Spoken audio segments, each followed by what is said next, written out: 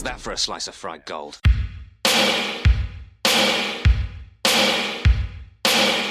think this is a fucking costume? This is a way of life. I'll be back. There's a flesh wound. I'm not gonna hurt you. I'm just gonna bash your brains. Take your sticking paws off me, you damn dirty ape! I'm sorry, Dave. I'm afraid I can't do that. It's alive! It's alive! It's alive! I guess everyone's entitled to one good scare, huh?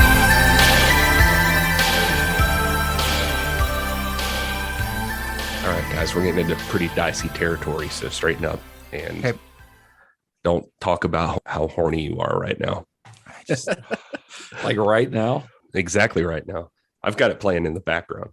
I watched this. I'm talking about Speed Racer, obviously. Of course, yes. Okay. Animated cars really get my goat. Not Christina Ricci. No. God, the curves on the Mach John 5. Goodman. Ladies and gentlemen, welcome to the Curves of John Goodman podcast. And people are going to think they clicked on the wrong episode and that they're listening to the Speed Racer episodes. Like, did I miss like 4 episodes of this series? Guys, why are they you talking haven't about missed it. Speed Racer? We'll talk about the lesbians first, and then we'll talk about John Goodman's sexiness. Well, we got like 3 movies in between that you may have heard of. Oh, no. Let's start the show. Oh, yeah, let's start the show. Well, hello. I am Gary. Wait. No. Well, hello, and welcome to Cinema Shock. This is the podcast that explores the stories behind your favorite cult and genre films. I'm one of your hosts, Gary Horn. And I am co-host Justin Bishop. Oh, man, Todd, you're an official co-host now. You need to introduce yourself. Let's try that again. I'm co-host Justin Bishop. And I'm co-host Todd A. Davis. Yeah, you've really always been an official co-host. It was just funnier to say that you were a special guest for 50 episodes in a row or whatever we're up to. I don't think we're quite that far into it since we started. Maybe you don't introduce yourself anymore. Maybe you just say, and I'm Johnny and I have the keys. You can do it twice an episode now. Oh, God. No. There we Don't go. encourage him, Gary. Yes. Keeper of the keys. So anyway, welcome to episode 1 of our series on the Wachowskis. We're going to be rolling through their filmography for basically the rest of 2021, assuming that we all make it to the end of 2021. We are going to be actually, I think this should take us, till probably like the first week of the new year, I believe. So all the way through the holidays, so no Christmas series this year. No Like horror on Halloween, no Christmas movies. What is going on? No horror on Halloween, but we might do a little Halloween special. I got a little something in mind. Oh, It might involve Todd's favorite horror movies. Finally. Oh, here we go. So you guys have heard of these filmmakers, the Wachowskis, Lana and Lilly Wachowski. They're 2 of the most influential filmmakers of all time, mostly because of one movie that came out in 1999. Their film, a little movie called The Matrix. You may be familiar with it. That movie was groundbreaking in both its effects and its storytelling, and it's influenced everything since then for the past 20 plus years, everything from action cinema to commercials and video games and comic books. Like, there is no pop culture, I don't think, in the last 20 years that has not somehow been influenced by The Matrix. That's fair. That's fair to say. Yeah. But the interesting thing about the Wachowskis is that their filmography outside of The Matrix is kind of a different story. A lot of people even consider them one-hit wonders. Their sequels to The Matrix were met with kind of less than stellar reception. And then their post-Matrix films like Speed Racer, Cloud Atlas, Jupiter Ascending were all very ambitious, but very costly box office bombs, every one of them. So in this series, we're going to explore the careers of these filmmakers and kind of in a hope to shine some light on some of the thematic through line of their work. And I'm calling the series The Wachowskis in the Cinema of Fluidity. I was trying to come up with a name for their series, and our buddy Miles actually kind of gave me some ideas, regarding the themes of their work. And I thought this worked really well because that fluidity in that title, it kind of refers to their treatment of gender, sexuality, identity, but also genre and their visual style. Like they do not let themselves get stuck in one place. Also, a lot of wet stuff. There's a lot of wet stuff, even between this movie and The Matrix. A lot of fluid. But before we get to their bigger budgeted, better known films like The Matrix, we've got to go back to the beginning and discuss their debut film, the 1996 neo-noir thriller Bound. Hi. My name's Violet. We heard you working in here, and I was just wondering if you'd like a cup of coffee. An open invitation like Violet comes once in a lifetime. What the fuck is... Corky, this is Caesar Corky. I thought... fucking dark in here. She's making an offer. So Caesar's Mafia, huh? I need your help, Corky. Only a fool would refuse. It's over $2 million. Because all money Oh my God. Look at his shirt. It's ruined. is good money. You're asking me to help you fuck over the mob. I'm gonna ask you 10 times. I want out. Where's my money? If their plan succeeds. If they survive. Sweet Jesus. If they can trust each other. I guess it was a job. Maybe the Carpellas. All part of the business. They are bound. I think I'm a dead man. I'm one in the back of the head. For the pleasure. You were nothing before you met me. Violet! You were nothing. You had nothing. For the money. I want what's mine. I want half the money. For each other. What did she do to you? Everything you could. Bound. So real quick, before we get going, I wanted to give a little disclaimer on this because there's a big elephant in the room when you're talking about the Wachowskis. I'm sure most of our listeners know that the Wachowskis are transgender women. So throughout this series, I will be referring to them by their chosen names, not by their birth names, unless it is somehow appropriate while discussing their history, regardless of what name they might have been credited under when the film that we're discussing was released. So even though in this film, for example, in 1996, they were actually credited as the Wachowski brothers, we're going to refer to them as Lana and Lilly because that's who they want to be referred to as. I think to do otherwise would be disrespectful to them and would be disrespectful to others in the transgender community and the LGBT community as a whole. So I just wanted to get that out of the way before we get into this series. For the next however many weeks we're going to be working on this, that's how we're operating. In the spirit of fairness, just to elaborate more, Todd's agreed to take the other side of this, and he's going to dead name the fuck out of everybody he can throughout the entire series. Todd's the heel. Todd's the heel of the series. Oh, I have to put it.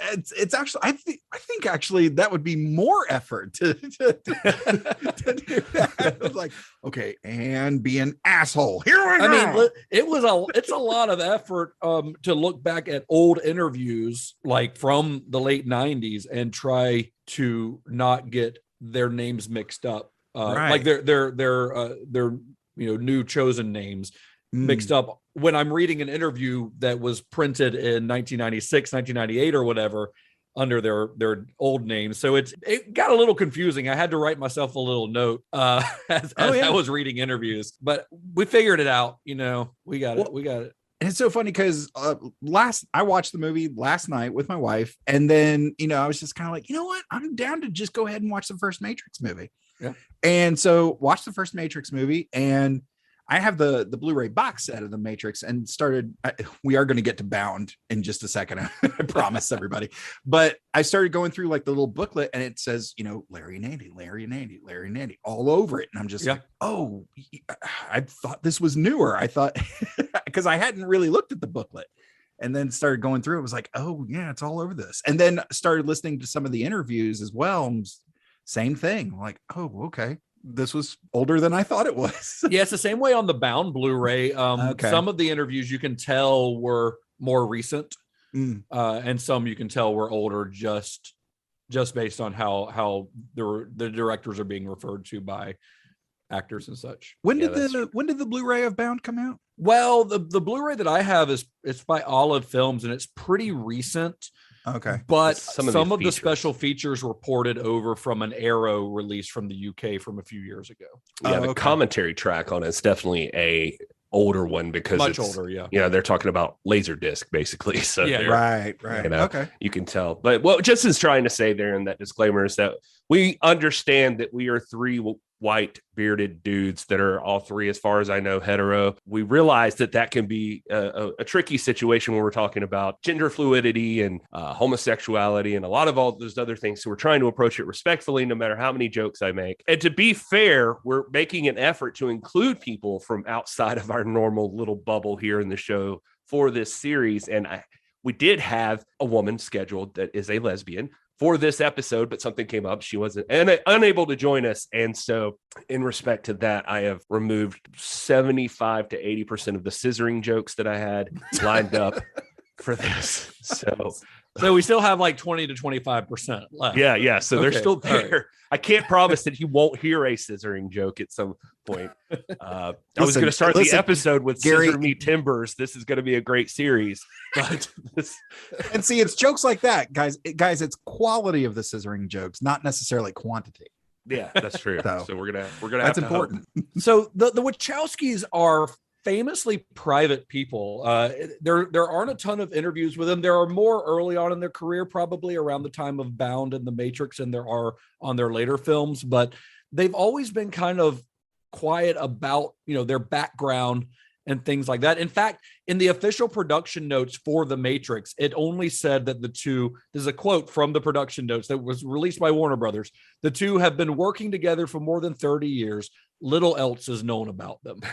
Which of course is them playing on that kind of mysterious vibe. But I did dig into it a little bit, and I was able to find a little bit about them. So before we get into the movie proper, a little bit of background on the filmmakers, as we usually like to do here. So Lana Wachowski was born in Chicago in 1965, while Lily was born about 2.5 years later. And they spent most of their pre-Hollywood life in South Chicago, where they attended a magnet school that was known for its performing arts and science curriculum.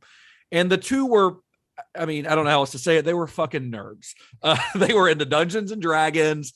They worked in the school's theater and AV programs, but always on the tech side of things. They weren't like actors. They were the cameramen, the lighting, things like that. And after graduating high school, Lily went to Emerson College in Boston, where she took film classes there. And Lana went to Bard in upstate New York, but both ended up dropping out after 2 years and returning to Chicago, where they earned a living by starting up their own business. It was a house painting and construction business. And while they were doing that, they were writing a little bit for on the side for a little operation called Marvel Comics. That's news to me. I didn't know that. Yeah, they did. Yeah. It was a company that closed down pretty quickly and never did anything like that. They were would lead you to floundering believe in the 90s, and it's not a surprise that they closed their doors. No connection to film at all. So they started working for Marvel in 1993, writing several issues for a comic called Ecto Kid, which was part of this short-lived Marvel imprint called Razorline that was created by Clive Barker, of all people. Ecto Kid was this comic about a 14-year-old kid whose mother was a mortal and whose father was a ghost dad, which gave him the ability to his father was Bill Cosby. So this is going a lot of great places. But being the offspring of a mortal and a ghost gave him the ability to travel within an interdimensional world called the Ectosphere. This comic lasted like 9 issues, with the Wachowskis writing the final 6 issues of the run. Although they did write the stories together, full credit was only given to Lana. So see, if you got those superpowers, you go to New York City. That's the best. That is the best Bill Cosby impression. You join the Avengers. You get the pudding pop. Oh my God, that's great. Ecto Kid does sound very wet too, so that feels perfect. Covered in plasma. Mm-hmm. So while the Razorline imprint only lasted about a year, but their work on Ecto Kid must have kind of impressed Clive Barker, because they followed up Ecto Kid by writing for 2 additional comics, this time for another Marvel imprint called Epic Comics. And those comics were Clive Barker's Hellraiser and Clive Barker's Nightbreed, which were sort of comics set within the world of the movies and stories by Clive Barker. Kind of cool. I'd honestly like to read the Hellraiser and Nightbreed ones. I think that. I know it sounds fun. I mean, I swear to God, on an old episode, if we dug it up without even knowing this, or maybe I did at the time, but I remember telling someone that the Wachowskis should do Hellraiser. Yeah, maybe it was on our Hellraiser episode. Maybe it was on our Hellraiser episode, but it just felt like the vibe. Thinking about the Matrix and everything else, it just felt like they would totally get that like interdimensional creepy. Yeah, it makes sense, honestly, when you think about it that way. Even some of the visual aesthetic, a lot of leather. You could, yeah, definitely. So the story of how these two went from being house painters and part-time comic book writers to full-on filmmakers all comes down to the influence of one man, a man whose name you will hear time and time again on this series if you listen to enough of it. It's Roger Corman. I don't think we'll ever even have to do an actual Roger Corman series. No. First of all, it would last 7 years of the podcast to cover everything that Roger Corman has produced or directed or written. Oh yeah. But I feel like you understand the influence of this guy just by the people he influenced or that worked for him, that he shepherded, that he mentored. But in this case, they didn't like meet Roger Corman and become proteges. They read a book. It's a book that I've got on my bookshelf in the other room right now, called How I Made 100 Movies in Hollywood and Never Lost a Dime. It's Roger Corman's memoir. And it inspired the Wachowskis to try writing a movie script of their own. So they did, and they tried to write something that they thought would kind of be Corman-esque, I guess you would say. Looks like they did more with that book than you did. I have not read it. So definitely did. I said it's sitting on my shelf. Didn't say I've read it. Wait a minute, you got to read the books? Yeah. Well, damn. But it does look cool on the shelf. You just hope they like transfer information into your brain. I'll read it one day. That's what it's there for. If I can't read every book that I own, but the script that they wrote was called Carnivore, and it was about rich people getting eaten by cannibals. Eat the rich. That was their thing. That's the joke. But this is not, by the way, the Roger Corman produced series, the dinosaur classic Carnosaur, which for some reason is how I read that as at first. And I went through the whole week. Wrote Carnosaur. I went through the whole week thinking the Wachowskis wrote Carnosaur, and I was super excited about it. So I went over the notes again today. Is that script out? Is that script out there floating around somewhere? Carnosaur? Yeah, probably. Carnosaur. No, not to my knowledge, Todd. I don't know. But I don't think so. It's pretty obscure. It did make me revisit Carnosaur on IMDb, by the way, and it was Roger Ebert's worst movie of 1993. Anyway, back to the Wachowskis. That's unsurprising. But this script never got made. Carnivore never got made, but it did get them noticed by Hollywood.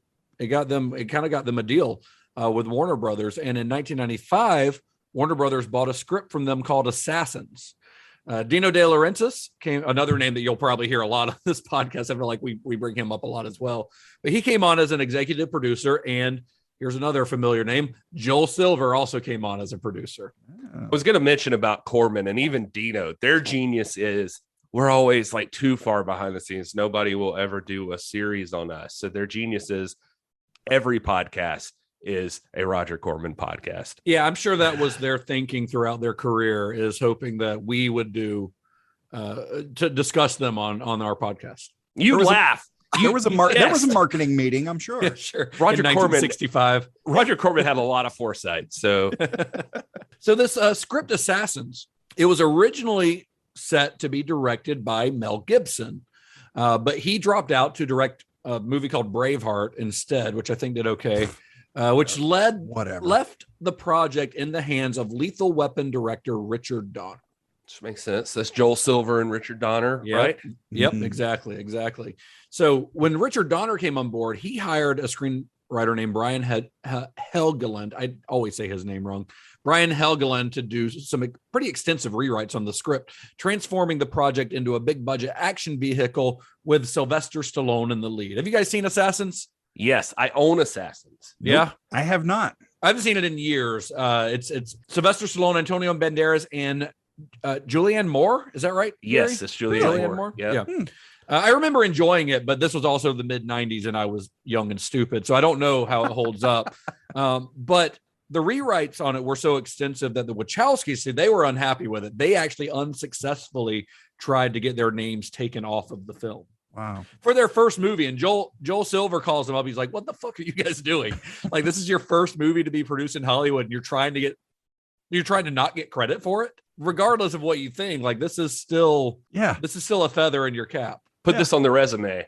Yeah, exactly. I was looking at the notes and just like, don't bury the lead here. Assassins exist because of the Wachowskis. I would think that movie's fun as hell. So thank you, Lily and Lana, even though you don't credit for it. I find that movie very fun. I remember it being fun, but I always mix it up with The Specialist as well, which was another Stallone movie that came out around that time with Sharon Stone, I think. Yeah, that feels right. Yeah. I guess the script that the Wachowskis had written was apparently just too dark for the kind of movie that Richard Donner wanted to make, which was he just wanted to make kind of a more straightforward action movie. So according to Lana, they were, this is a quote, they were interested in the notion, they being the Wachowskis, they were interested in the notion of pocket moral universes and the way that even people in an everyday world can have a separate morality inside of their pocket universe, which is an idea that, had it been executed, would have fit in very well with the rest of their filmography. Meanwhile, Joel Silver and Richard Donner were like, hey, remember Lethal Weapon? Do that. Yeah, but with Stallone. With Stallone. Less finger banging, more funny and dying from shotgun wounds. Yeah. Assassins is funny. It has like funny moments in it. And like Antonio Banderas is very like, he's off the wall. Like, oh, I thought you were saying that there was finger banging in Assassins. I was like, no finger banging in Assassins. That's not how you. That's not how you kill people. I mean, unless I'm doing it wrong. It's one of those pressure point kind of things. Oh, okay, all right. You're just not doing it right. Yeah. So while the Writers Guild would not allow them to have their names removed from the film, the experience did leave them with a new perspective. They knew that they were not going to make it as writers in Hollywood because they couldn't see their scripts being turned into something that they didn't want it to be. They didn't want other people tinkering with their ideas. So they decided, hey, if we're going to stick in Hollywood, we're just going to have to become directors ourselves. So the opportunity to do so would come along about a year later with Bound, the movie we're talking about today. So you see what happened, but despite the fact that the script had been changed drastically, Assassins ended up making a lot of money, which meant that Dino De Laurentiis was pretty fond of the Wachowskis, and he gave them a chance to direct their next script, which is a small kind of self-contained neo-noir with a small cast. Now, if you look at that book, Making a Feature Film on a Used Car Budget, that's one of those books that's just been redone. That one I have read. Over. Yeah, I do too. Yeah, it's actually great for writers who kind of want to study that type of structure. But part of that structure is basically a blueprint for movies like Bound, especially Bound, because it's a tight cast, essentially in one location.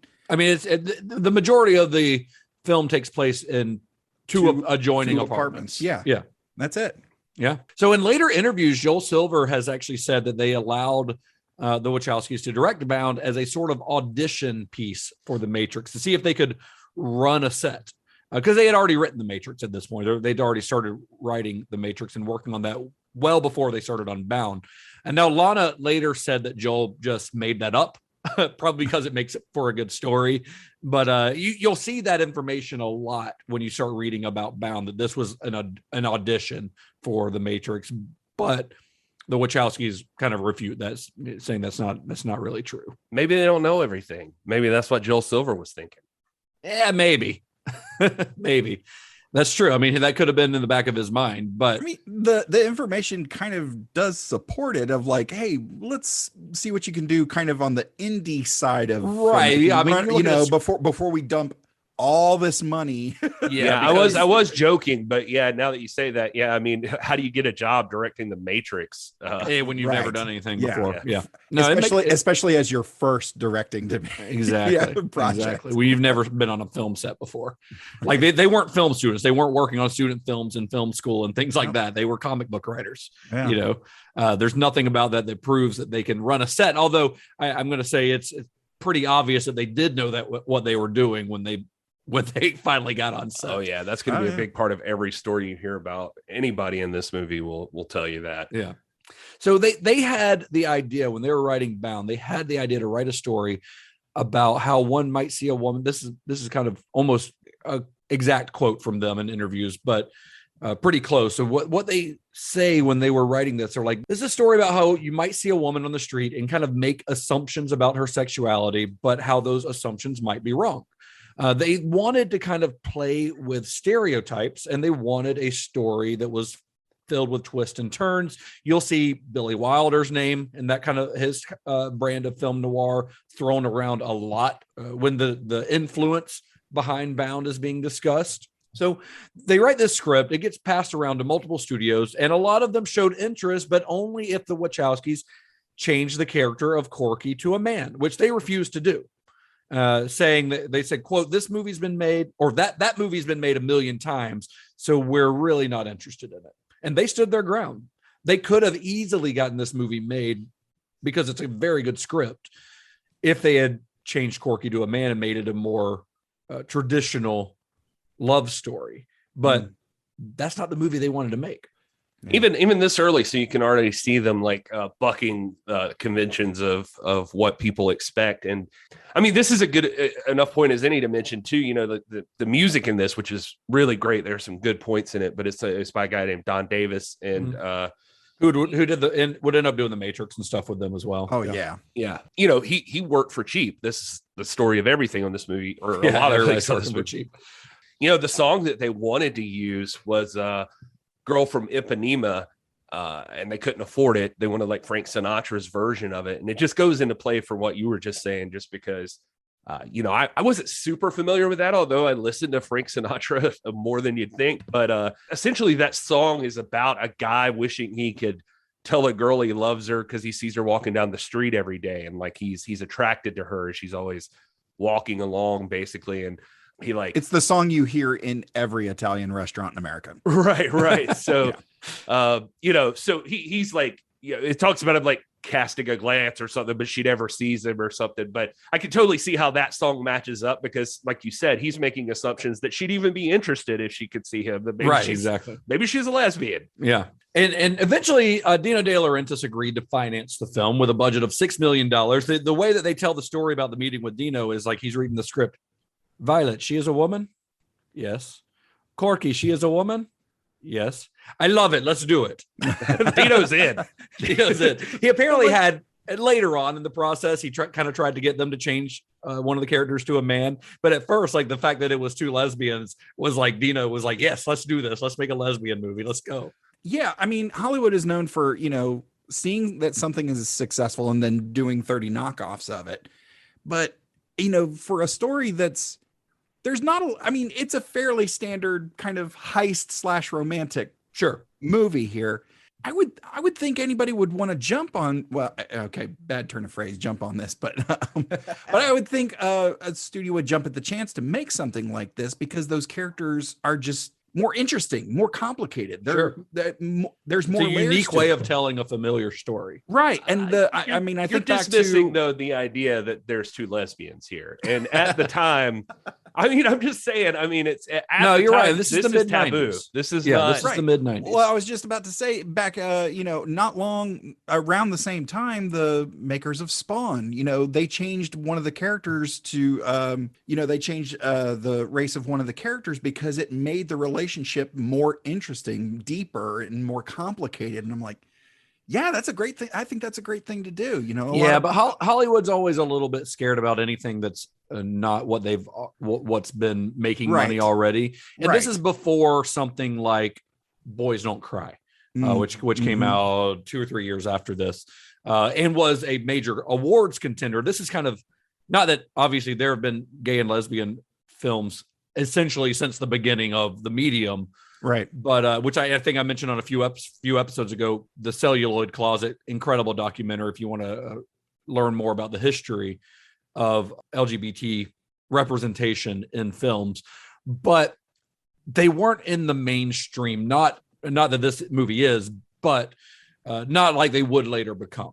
Right around this time was the time when there had literally been a scenario on Melrose Place where there was the character named Matt who had like kissed his boyfriend in a scene, and like advertisers were pulling out Yeah, I think they had to take the scene out. They had to rip the shot scene of them out. kissing. Like they could not air the scene. And this is like right around the time, like mid 95, 96. Yeah. And so I mean, you'll see there's a huge double standard at this time for this kind of thing.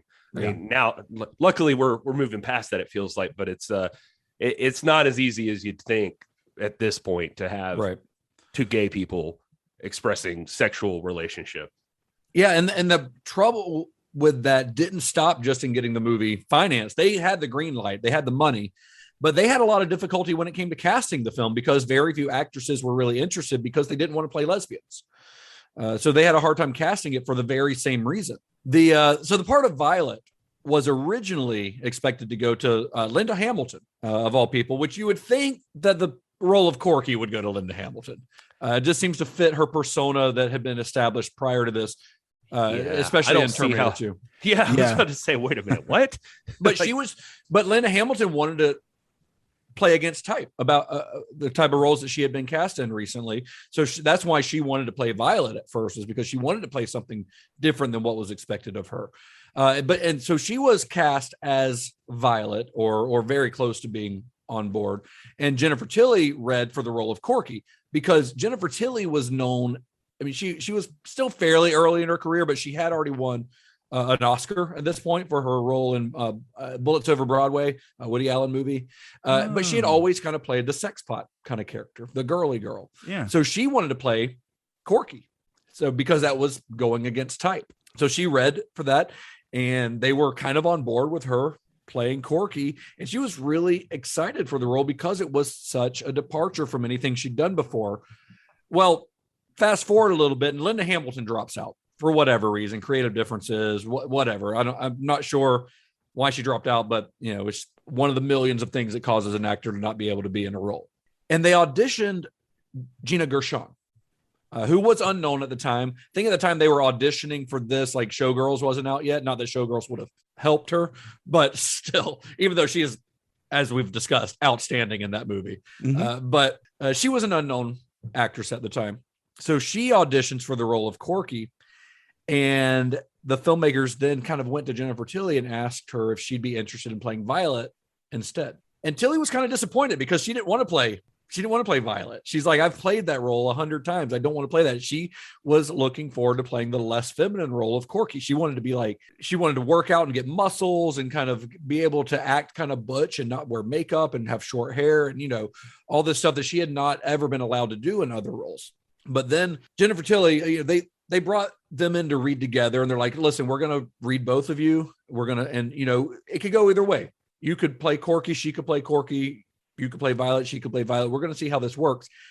So Jennifer Tilly meets with Gina Gershon to do a little kind of a screen test.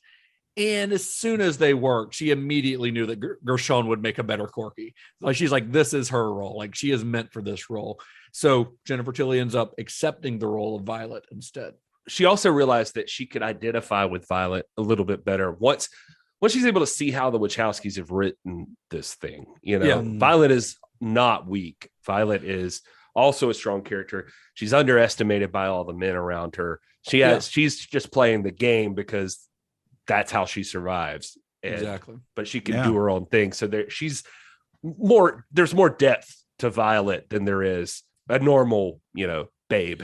Yeah, absolutely. And Gershon, sorry, they mentioned too, Susan Bright talked about that with Gershon when, we'll talk about Susan, I'm sure, but when she comes on, she was worried that Gershon had this idea of coming in and being this normal butch lesbian and like the stereotypical butch lesbian of like, what are you gonna, how are you gonna portray this? That she had a conversation with her, and she's like, I don't want you to think that like everything you see that you've seen of butch women is the same. Don't play it that way. And she's like, I wasn't even thinking of that. I'm doing James Dean, or she's doing Marlon Brando, or young Clint Eastwood. She was like, those are my inspirations for this role. And she was like, which you can totally see. Like, she's like, that's perfect. Yeah, her swagger in this, like, it's very like James Dean, Marlon Brando, like all over the place. Yeah, there's the stare in the when the mobsters get out and she's in the back of the truck, and she calls that very much like Clint Eastwood.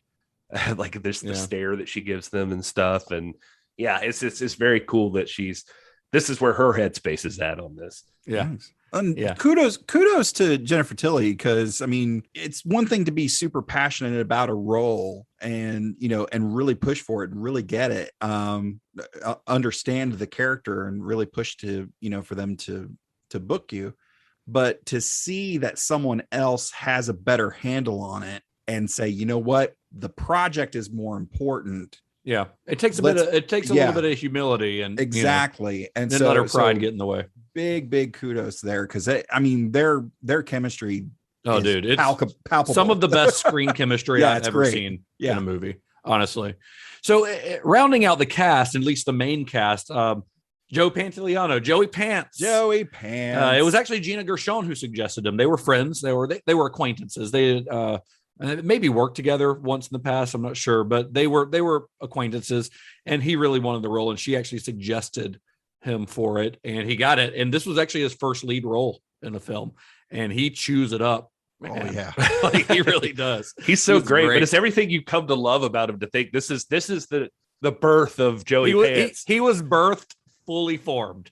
But part of the reason too is like he apparently agreed to work super cheap since they didn't have a lot of money, and he even like that suit's like apparently his real life suit. Yeah, like, that was just a suit he owned. Doesn't fit him very well.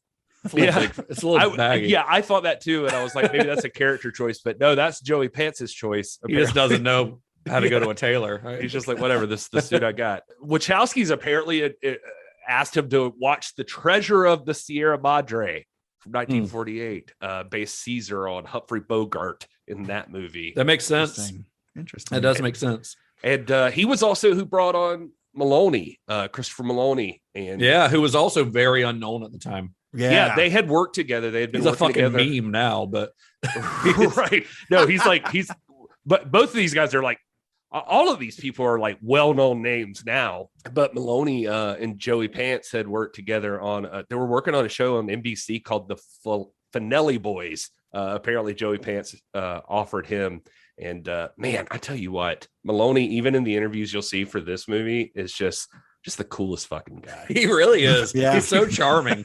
He's so charming, and he had this idea to make it like funny and dark. I think the Wachowskis said like one other person had read Johnny as a funny character. Everybody else tried to play it straight. It was like Nick Cassavetes, I think they said, read for Johnny, and Nick Cassavetes. Yeah, and they said they laughed at him, and then he was like, "What the fuck? What?" He was like, "Are you trying to be funny? Like, what's happening? Is there something about this is funny?" And that triggered in them that Johnny's funny. Like there's a part of him that's kind of hilarious. And Maloney came in and also immediately was just like read it as a funny role. I thought he'd be like just try to make stupid lines and thinks he's a tough guy and a ladies' man and is really kind of pathetic and that sort of thing. So I mean, just seeing the interview with him, they said he came in and they didn't even have anybody to read against him that day or whatever. And so his interview his audition was like kind of a disaster, but like something about him just charmed them that they were like, okay, this is the guy, and he gets who this character should be. Like, good, this works. And but he got to do some of the only like improvisation on the thing, because one thing you'll hear about the Wachowskis is like they're so nailed down on how this thing looks. They know everything. But Maloney would have like little moments. Jennifer Tilly says the only line she got to do herself was like when she let the cops in, she said, "Come on in," and that was not in the script, and they left that in, and she felt very good about that. But Joey Pants, it's a bold choice. It's a bold choice. He did the handshake. Joey Pants did the handshake after they've been doing their thing on the couch, which is hilarious. Yeah, and no, because you know where that hand's been. Do the commentary track. He's like super proud of that. He's like, "I thought of that one. I thought of that." And he gets a shoot laugh every single time. It's funny. But they say, all of them say like Maloney was the one, like when Joey Pants hands him the towel and stuff, Maloney like wipes his face first. That was all him. Like that was, and he says, I was disappointed when he got killed. I know, like, he's great. On. He says in the interview that's on the DVD, the Olive DVD, he says, the one thing I thought of that I didn't get in is like, I still remember standing in that scene. They take the clippers and they have the guy's hands tied behind his back. And they're like, "I'm going to ask you 10 times. he's like, and I thought in my head, take off his shoes and let's play 20 questions. And I didn't say that. And he's like, I didn't say that, and I still regret it to this day. It's like, that's the thing he thinks about with this movie, apparently. So another guy that's in the cast, he's only in the movie briefly, but there's a guy who plays the mob boss. The mob boss. The actor's name is Richard Serafian. I think is how you say his name, but he's not really an actor. He does do some acting. He's actually primarily known as a director. It was kind of a thrill for the Wachowskis to get him on the movie. See, this guy, he started directing back in probably the early 60s. He did a lot of TV shows like Lawman and I Spy and, Wild Wild West, nice. The Gunsmoke, stuff like that. But this is Gina, right? Yeah. The big guy. The movie that he is probably, I'd say most, he did do a lot of movie directing as well, but the one he's probably most known for is Vanishing Point. Vanishing Point came out in 1971. It's this badass car chase movie. Nice. Quentin Tarantino's Death Proof is highly, highly influenced by that, to the point where the car that they go out to test drive is the car from Vanishing Point. And in the movie Death Proof, when the car is being described, Zoe Bell goes, "That's the fucking Vanishing Point car," it's a very clear reference. I'm only mentioning that to say that if you haven't seen Vanishing Point, you should watch it because it's awesome. Well, and also he's fantastic in the brief moment he's in there. He's like an unstoppable force in the music. Yeah. And this is one of the things I thought of earlier when I was talking about Don Davis doing the music, because the cue when Gino starts walking towards Caesar, like that whole scene. Where Caesar pulls the gun on him, basically, and he's like, "Do you know who I am?" Yeah. It's like walking. It's fucking crazy. Like it's super intense. It works really, really well. And so the music and his acting and everything is fucking phenomenal. When he gets shot and he falls straight back, it's such a great shot. Like that scene is so. I don't know how they about did that scene is like my favorite part of this movie. It's just fantastic, and it's totally like you watch that, and it's like immediately when that happens, you're like, "Oh, these guys do the Matrix." Oh fuck, yeah, And you're like, "Oh fuck, you fucked up." But also, it was just like technically looking at it, being like, "Oh yeah, oh these guys, okay, yeah, this is making sense." and apparently, he really wanted to do that, and they were like not wanting him to fall back because it was a 65-year-old man. Yeah, and he's stiff as a board. Just yeah. But they had like their production designer and stuff like go off and come back from like lunch and saying like, "I thought about it. We could build a rig for this guy. Like, I know how to do this." So they had like a whole thing that like lowered him just right for the fall. But it was dead set that was how the fall would look, because I even looked this up. They had been watching apparently the Wachowskis watch boxing. And so they had seen a fight between Vincent Petway and Simon Brown. So you've just YouTube Vincent Petway KOs Simon Brown. And in that match, Vincent Petway punches Simon Brown and he falls literally just like that, straight back onto his back. Only his fists are still up in the air, and he's still kind of moving his fists while he's laying on his back. Yeah. Fight.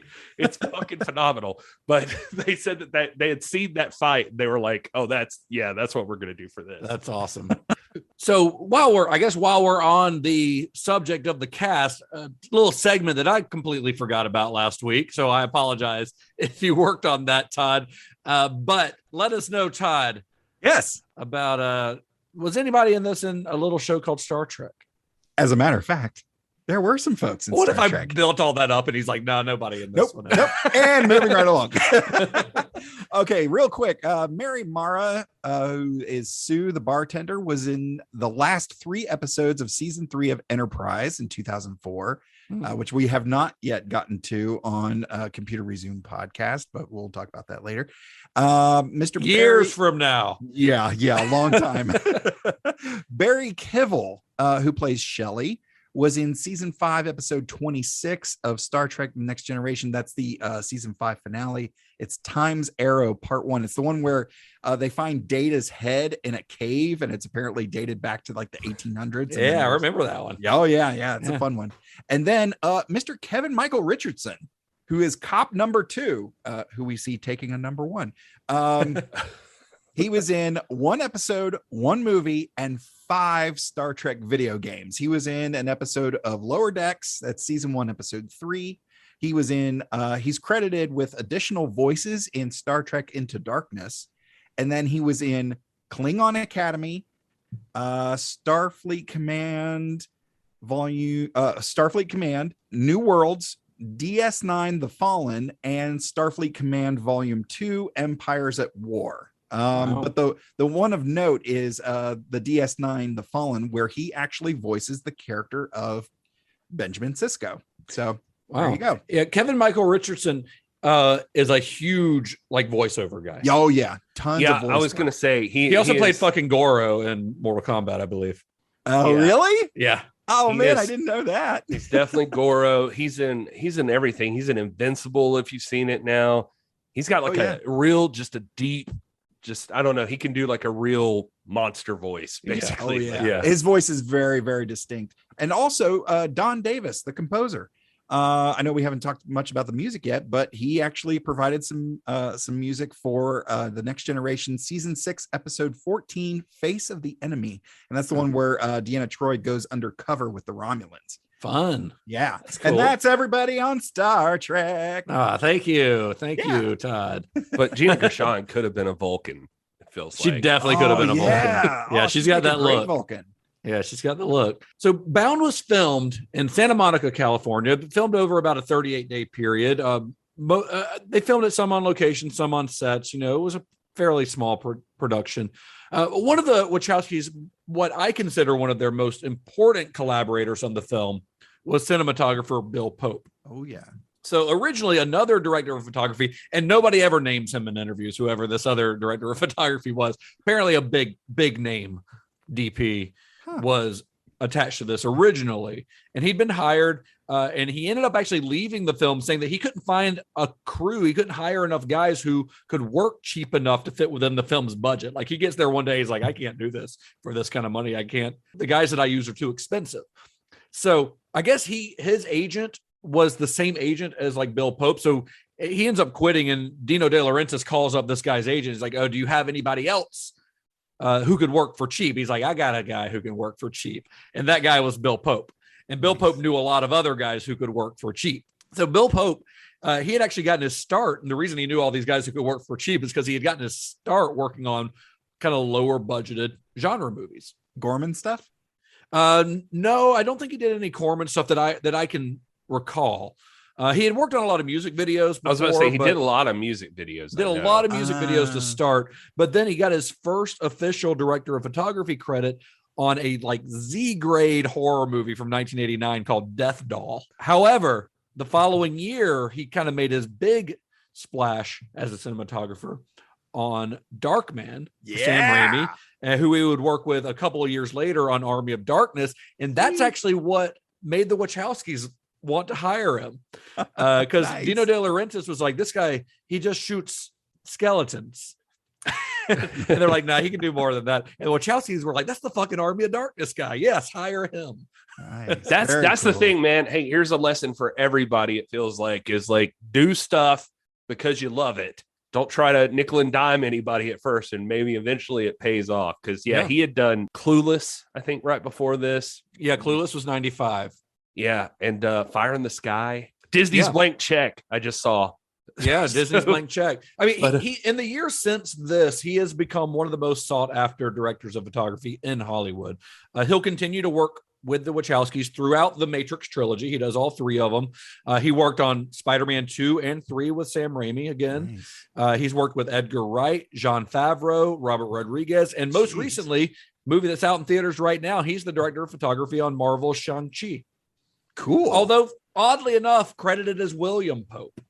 Oh, weird. I went to see the movie and I saw... he's all grown up now, Justin. Yeah, I mean, yeah, sure. So I was watching and I was like, William Pope, is that the same guy? And I looked it up and it is indeed the same guy who for some reason is going by William now.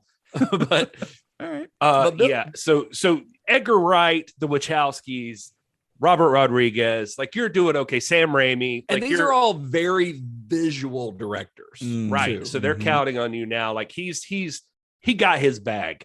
Yeah, he worked cheap, but then he got his bag. And Oh, he also did Team America, apparently. So that's fun. That's right. Yeah. He's great. I think he's a great director of photography. I've always thought his work was great. He's not going to steal from that son of a bitch, Dean Cundy, though. So don't you try it. He's not the GOAT, but he's up there. Right. He's up there. But he was heavily involved in the crafting of the film's visual style. So he basically, like, you know, he went to meet the Wachowskis, and he walks into their office and they've got a copy of Frank Miller's Sin City sitting out on their desk. Nice. And he looks at that. This is like his meeting to see if he can get the job. He looks at that and he's like, "Are you guys like using that as inspiration?" And they look at him. They're like, maybe.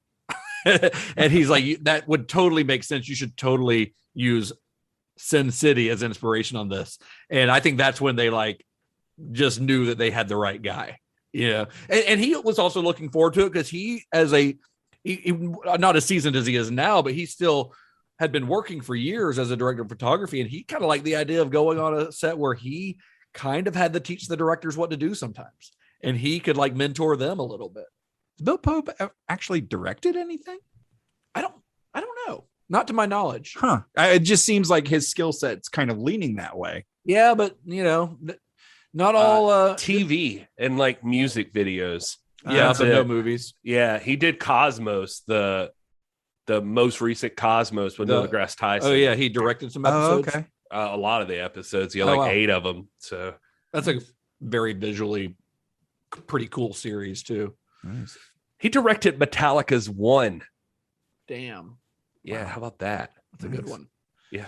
Anyway. So as Gary mentioned earlier, very little improvisation was allowed during filming because the Wachowskis had a very clear vision for what they wanted, and they had carefully planned out every single moment in the film. It didn't leave a lot of room for going off script. And of course, this methodical planning also extended to the film's sex scenes as well. So the sex scenes were choreographed by Susie Bright. Gary brought Susie Bright up earlier. Susie Bright's a feminist writer and sex educator, and the Wachowskis were actually big fans of Bright and asked her to have a small cameo in the film. She plays the woman in the bar that Corky tries to talk to, and then the cop, her girlfriend, comes up who's a cop. You know, that's her. That's Susie Bright. Okay. And so they send her the script, and she loves the script. She reads it and loves it. She loved that it portrayed women that are unapologetically enjoying sex and having sex, and they're not just sexual like pieces in a puzzle. You know what I mean? Like this is about their lives. Well, because a lot of times, like women, they're in film and they take pleasure in sex, but it's like the man's just like ravishing them or giving them pleasure and that sort of thing. But you never get to see essentially women enjoying it too. Like they're their own beings. Like they're the ones calling the shots. Like they're the ones that are, you know, the scene, for instance, like with Gina Gershon, like looking at herself in the mirror, like looking at her hand and stuff, like they're like relishing in the, I just got laid. Yeah. Like I did that, you know, like there's a, I don't know, like an ownership of it that they take and it's different than how women are generally portrayed in a film. Yeah. And that really appealed to her. But she was a little disappointed that when she got to the sex scenes in the script, there's not really anything there. There's no description or direction as to how the scenes would be shot. So she actually offered to come on as a sex consultant on the film. Which I'm throwing out there for anybody listening. I will also be your sex consultant on the film. Not in a movie like Bound. I always think you wouldn't know anything about it. Yeah, I was going to say, the wife and I watched this, and she's just like, "Oh, don't get all hot over there." And it reminded me of, it was either Mitch Hedberg or Mitch Fatel. I can't remember which comedian had like a little bit about watching porn, and they were like, "I only watch porn with dudes, though, because you like to imagine you're in the porno and you're like really just giving it to somebody." And he's like, "So you want to." Part of filmmaking is about like putting yourself in that person's situation. And he's like, at any time I watch lesbian porno and I put myself in that situation, I feel like I would be asked to leave immediately. This is Mitch Fatel, by the way. So in the main sex scene in the film, set in Corky's apartment, that was filmed in one long continuous shot because the Wachowskis felt like this one take would be more realistic than if they'd shot it from a bunch of different angles and edited them together, like every other sex scene you see in movies, basically. They're like, this is going to seem much more natural if we shoot it to where there are no cuts. And most of the time, it's an incredible shot. And most of the time, a scene like this is on a closed set with as few people as possible on set, usually the director and a camera operator and very little else, maybe a grip or two, if needed. But in this case, the Wachowskis on the commentary said there's probably like 25 people on set because the way that they filmed the set, the shot required a lot of moving parts. And I mean that literally, they were not able to move the camera around the bed and they weren't able to fit it around the bed. So they actually had to have grips moving the walls as the camera panned around. Grips would move the walls out of the way, move them back. And so they actually had to have a bunch of people on set during the scene. And Gina Gershon and Jennifer Tilly were kind of nervous about it at first. They reportedly took a lot of tequila shots before. But Bill Pope in his interview say that they got pretty comfortable after a few takes because they had to do several takes and they started joking around during it. And eventually by the end of it, they're like walking over to craft services butt ass naked, and they just like it's no big deal at all. Well, how else do you walk over to craft services in this COVID era? I mean, wear a mask. Wear a mask at least. Listen, I was on a film set not long ago, and for craft services there, I wasn't required to be naked in the film. I still stripped down and walked over to craft services. Is that the one where you got asked to leave for sticking your dick? I was about to say, is that why you in the so tell me about? So job let's on talk about the set? release and reception of this movie, Justin. Let's go ahead and move on with that. Zach Steinberg, who's the editor on the film, he's one of the guys, by the way, that talks about the Wachowskis. Like he talks about every film he's ever like messed with. He has to watch everything like twice before anything because he's watching it with like producers and then the director and then like going through to see what they're going to do. Just that side note, he talks about like he was super impressed the first time working with the Wachowskis because everything was so meticulously planned and the shots were just so incredible. He was just like, I've never seen anybody make a movie like this before. Like they're just, everything seems really dead on. Like there's nothing to really fuck with here. He did mention too in the commentary track that there's a great alternate recording somewhere because they had to do a second recording for the sound during that scene. So, because he's like, the original is fantastic. It's just them in the bed. And then you just hear things like people yelling, walls, hands, toes, finger her. Exactly. That's what he says. I mean, I watched the same interview that Gary's talking about. He literally says you can hear one of the Wachowskis yelling, "Finger her! Put your hand in her mouth." it's just kiss her. Yeah, there's my wife's not home to hear this Tilly recording right now Vulture. because she would be wondering what's going on in here. It's like, who are you Zoom chatting with?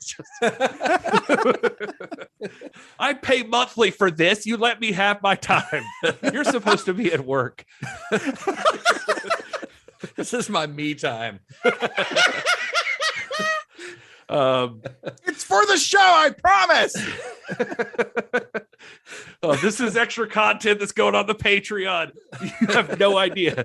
This is how I pay our bills, buddy. I like the fantasy world Gary lives in where this podcast pays bills. Yeah. There was an interview with Jennifer Tilly. I don't know if you saw it in the Vulture magazine. And she talks a lot about the most recent one where they had her and Gina Gershon's reunion. Was that it? It was 2014. Or that might have been Vanity Fair. Yeah, I think this was Vulture. It was like 2014. But, she talked a lot about this thing. So I had some quotes. I was going to try to do her voice. Like, actors are always saying, oh, sex scenes are so technical. I don't like that at all. Something like that. Anyway, she says, actors are always saying sex scenes are so technical. Everyone's standing around watching. It is technical, but there's something about being naked with a member of the opposite sex that you still want them to think that you're hot. There's a reason why people are always having affairs with their leading men. with Gina, it was really relaxing because you could say things to her that you wouldn't say to other people. Like, can you put your hand on my thigh so my butt doesn't look so big? Can you hold my breast up so it looks plump and juicy? You would never making ever each say other those look things to a good. man. Yeah. So between takes, I would say, Gina, there's a shoe sale at Barty's. If we finish early, we should go over to Barty's and shop for shoes. She's like, so it was actually surprisingly unsexy. But then when you saw it on screen, I was blown away. We actually have chemistry in buckets. So one of the things I wanted to get to is that she does say in this too, that, you know, there was a worry they had that they talked to the Wachowskis about, like Dino De Laurentiis was a producer, and they said they were worried that when they finished the scene that he would send it off to Italy and insert like random breasts and buttocks and just like make it more explicit. And so the Wachowskis talked to them about this, and that was part of the decision that they're like, all right, well, what we're going to do is that we're going to nail this down and we're going to shoot this whole thing in one long continuous shot. So they can't cut it up. He can't cut it. And without it looking really, really obvious. Yeah. So she said, so the day we were supposed to shoot the love scene, it was a closed set, but there were monitors in the hallway and everybody was clustered around the monitors watching. But she said what they're yelling out is like they had the cameras going around. And so like they would yell those things like hand or toes or whatever. It was to tell them like what's being focused in on in the scene so that they could go ahead and like really emphasize that in their acting. And that they had done like 8 takes of this thing. But it was basically just so they could nail this down in one shot so he couldn't cut in with it basically. Yeah. And it makes for a pretty incredible looking shot. It really is. Visually, this film, like I had not seen this movie in years before watching it this time. And I was shocked by how visually stunning the film is overall, and how knowing that they would go on to do something as visually incredible and groundbreaking as The Matrix, like seeing some of their shots, like that opening shot in the closet, like looking down at Gina Gershon, like what an incredible shot, zooming out from the gun, the you know, where it zooms out of the gun, like what an incredible shot for a first-time filmmaker to do that. You could tell they're very like influenced by graphic novels and things like that, because that's a very comic booky kind of shot. Yeah. One of the things, I mean, it just even comic booky, but it looks great. Oh yeah. Yeah.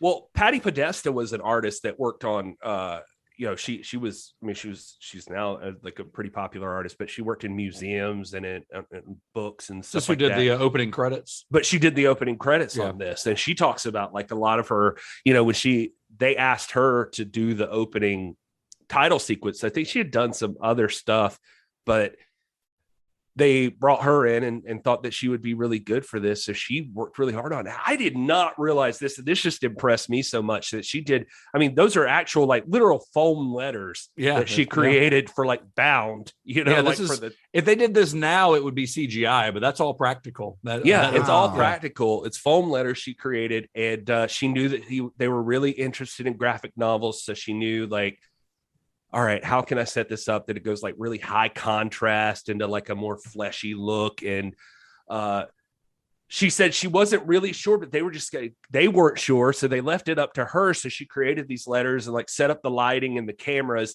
And she said they came in one day when they were trying to get like the angles they wanted to shoot. And she said they're so technically savvy, like immediately, like right when they walked in, she said they saw the letter sitting there and the light set up and they were like, oh, fuck yeah, I know what to do with this. And then they just immediately both started working and like started moving the lights around and like the cameras and like just doing the whole scene. But they had to use like her base for like she had created there, but they knew exactly like immediately what they wanted to do with it.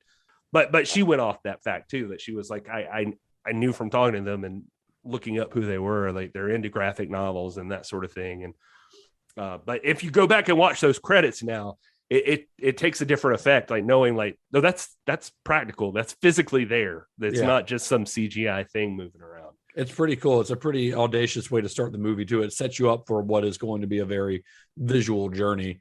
One of the other things I was going to bring up about the sex scene too, that drove me crazy, like hearing about, is just that, we mentioned it up top, just the there's a double standard in Hollywood at the time with what was going on. They struggled with an NC-17 rating on this movie just because of the sex scene. And in that same Vulture interview with Jennifer Tilly, she talks about that. I'll just read the quote. She says, the Wachowskis sent the film to the ratings board and they instantly got an NC-17. It was unbelievable. The Wachowskis said it's homophobia, clear and simple, because all you saw was one of my breasts. You saw two of Gina's breasts. You didn't see any genitalia. You saw my hand. The MPAA said, because Jennifer and Gina are such good actors, it looks like she's really giving her a hand job. And the Wachowskis said, let me get this straight. If they weren't such good actors, you would let it go, though? And the MPAA sort of said, well, yeah, it was really sad. We ended up having to sub in a different take. I think it was take 7 where the camera accidentally dipped and missed my hand. The take that we ended up using, it was before we got all the kinks out.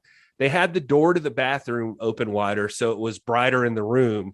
Where the take we wanted to use had a lot of shadows. The makeup person had sprayed us with sweat, so it looked like we were really going at it. It was sort of more graphic. And Gina didn't like this other take. She said, I was overacting with my feet. Then at the end, all of a sudden, my breast wanted to get on frame and it fell into camera like boom. My breasts are really big. So it was a little more pornographic than Gina's fashion plate breasts. In the perfect take, I was raised up on one hand, kind of watching her, and I'm not sure you could see either of my bosoms, maybe a little side boob. And in this take, I was down on her, so my breasts were touching her breasts. I felt like it was 10 times more graphic than the take we wanted to use, but apparently, because you missed the hand, it was like, you missed the hand, but you gained the breast, but the hand's not there. It's all right. It's so weird. It is such a double standard. God, that's weird. No.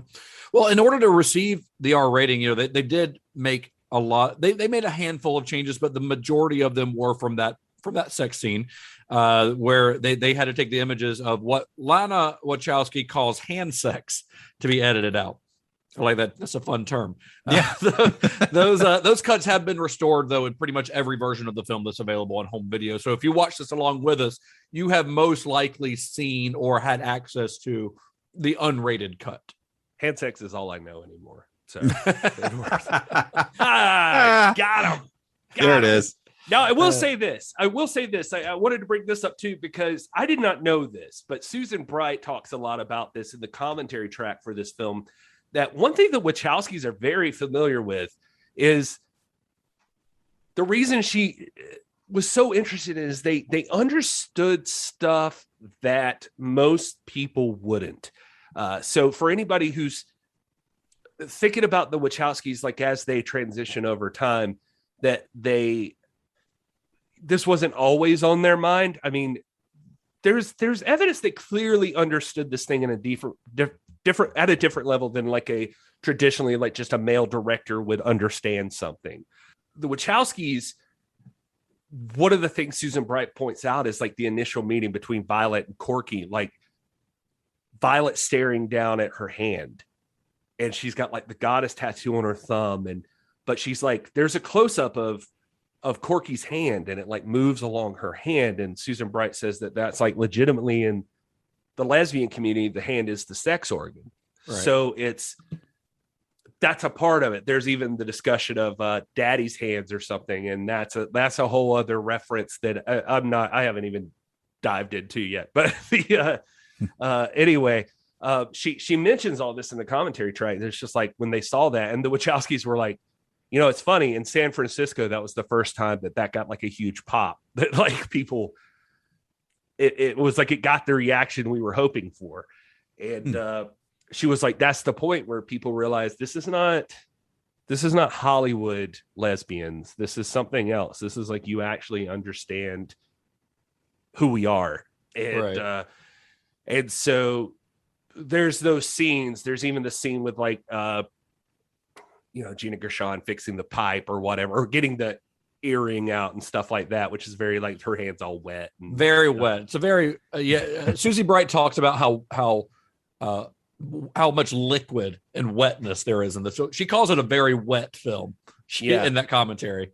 but she talks about that they're like that they got it. Like there was on a deeper level for for the lesbian community, that it wasn't just these two women, even the interactions between Violet and Corky, where it's almost as though Violet has to prove to Corky that she's not just some straight girl trying to lead her on. And there's like a testing, like to like see her, like, you serious? Are you really a lesbian? Like, you mentioned that screening in San Francisco. Was that it was like an LGBT, or I think it was called the Gay and Lesbian Film Festival or something like that. The commentary track, sorry to cut you off. I was just going to say, yes, it is that. And the commentary track is when you listen to that, it's the first time they've seen the film since then. Yeah, that's what I was going to say, because, and the reason is because they got such a great reaction at that screening that they didn't want to revisit the movie and ruin that moment for themselves. Because they're like, nothing's going to top this. No other premiere, no other festival, no other reaction is going to top how well it was received at that festival.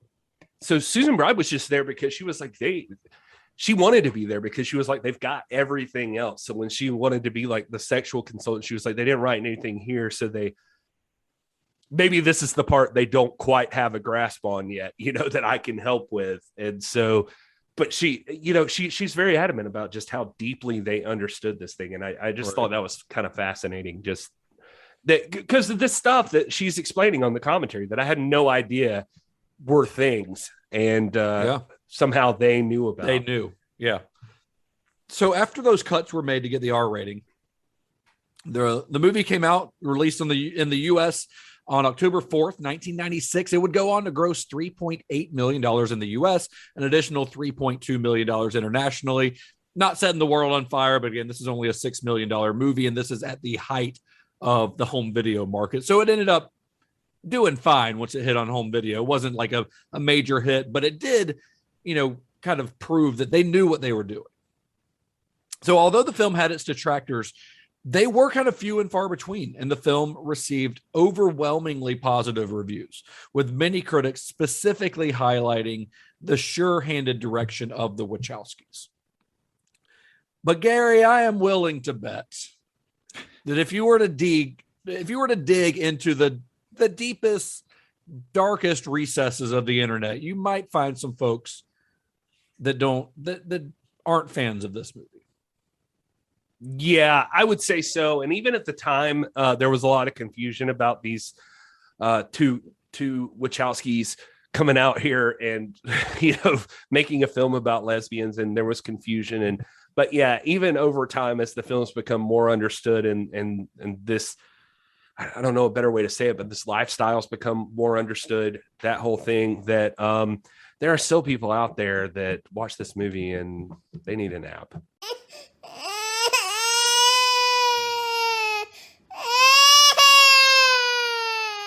One of the reviews that is worth reading just on its own, just by the way, it comes from back then. They talk about, there's an excellent feature on the DVD from Olive that is called The Difference Between You and Me. And it's two feminist film critics that are talking about the movie. And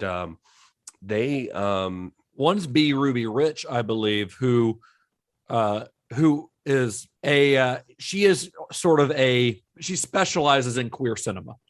Right. Yeah, you're right.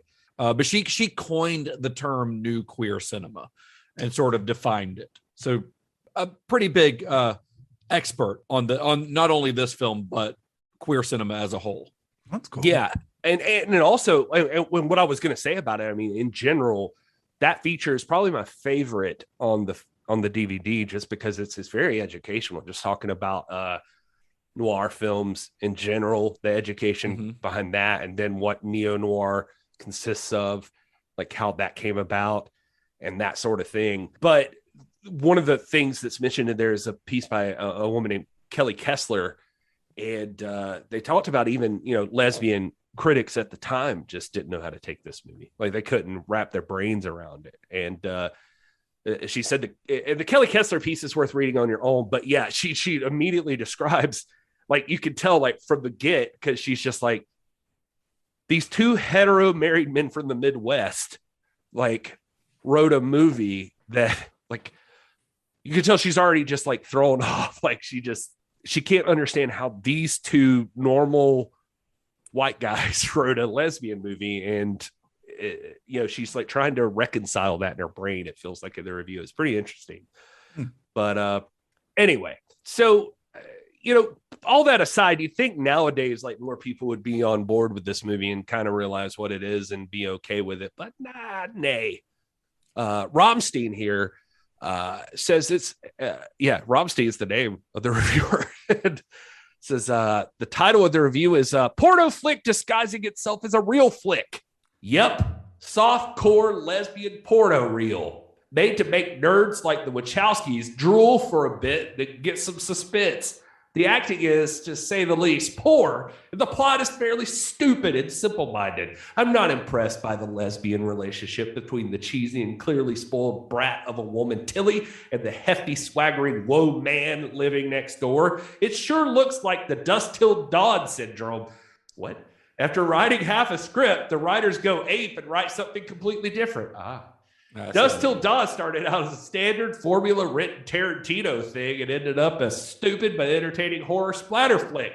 This one started as a lowbrow, soft-core porn thing and ended up a mafia thriller. It doesn't work. 1 out of 10. And I might add, I find Gershon's acting just above ridiculous. Oh, fuck that. She's amazing. She's great. Also, I like the idea that this person thinks that Quentin Tarantino sat down to write from Dust Till Dawn and gets enough. Like 40 pages into it. It's like, you know what? Fuck it. Let's throw some vampires in here. Like that wasn't the plan from the beginning. I think so. Frank says, I began watching this movie with somewhat high hopes because of my friend's strong recommendation. However, I just could not finish this film. I felt it was trying to push the envelope, and that does not necessarily make for good filmmaking. First, you are introduced to the heroes of this movie who turned out to be a lesbian pair. Unusual and unexpected. Second comes the scenes of torture, where the tormentors creatively used normally innocuous household items. The visual cruelty was just too much, and we had to turn off the movie. This was unfortunate because we heard the storyline itself is actually quite good. If you're uncomfortable with scenes of violent torture and or lesbianism, this is not the movie for you. Bunch of prudes. Yeah. I want to sit Frank down and show him Hostel. That's right. Like really violent torture. Hey, Frank, have you seen The Human Centipede? Sir, you gotta check this out. You're gonna love it. Storyline's great. It's a very Christian film. Sexy. Wait, do you like eating ass, Frank? Jason says, I just like this one just because of this line. Jason said, 1 out of 5. If I were Siskel or Ebert, I would give this movie the finger. And I feel like there are so many different ways to take that. And I don't know. Nicely done. Nicely done. I don't think he was being that clever. I was just like, wow, Jason, this review, how deep is it really? Well, no, yeah, anyway. Careful. Hey, let's go to Misha's review. Not for me is the title. I absolutely adore Jennifer Tilly in the Chucky movies. She's the woman girls should idolize, not the Nicole Richies of the world. She has curves and is proud to flaunt them. What the fuck is this review? Any review with a Nicole Richie reference is gold. Right. This year of our Lord 2021. So why was I so disappointed in this film? For starters, I hate movies about the mafia or anything of the sort. So only really watched this film for Jennifer Tilly. Plus, it was a birthday present. It wasn't good, in my opinion. I didn't find the scenes between Jennifer Tilly and Gina Gershon in the slightest bit sexy, and I didn't get turned on. The two actresses certainly had chemistry. I just didn't find the scenes where they progressed to the bedroom very sexy. It just didn't do anything for me, which I was quite surprised at. So essentially, basically, Misha said he didn't get a boner, so couldn't jerk to this one. I didn't watch much more of the film, as the start of the film seemed to be mostly Jennifer and Gina getting it on, and then it descended into mafia rubbish. I watched the first 40 minutes, gave up, and quite happily never watched it again. Actually, I think that Misha perhaps did get off to this movie, and that was like 40 minutes in, maybe at the sex scene, and it was just like, they were done. Now I'm going to bed. The end. I got what I needed out of this movie. This could end here. Con 1994 is the name of this reviewer. The review is from September 15th, 2021. So this is great. I did not like this film. Terrible representation of lesbos, and I should know. Someone pointed out the seductress's voice sounded like Stuart Little's mom, and we looked it up. It was. Then I just couldn't take her seriously for the rest of the film. Not that I ever could take her seriously. Long-winded and boring. Did too much of an opening of the goddamn suitcase. The cinematography is all right sometimes.